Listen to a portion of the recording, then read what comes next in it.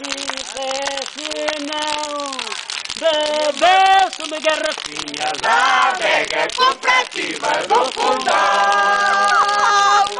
Não sei se era dia de mercado, havia muitos aldrabões e muitos compradores de gado. E ladrões! Ficou-se a seguir na mesma direção para uma garrafinha da adega cooperativa do Fundão.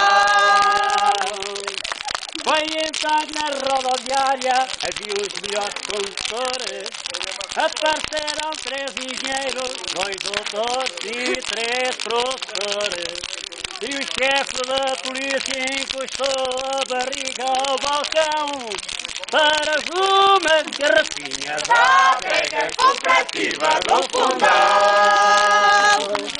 Foi então que lá tirei o bilhete e ao acaso apanhei o comboio com 2 horas de atraso. E se em todas as estações houvesse uma como esta no Fundão, nem a pé na livraria uma garrafinha da adega cooperativa do Fundão.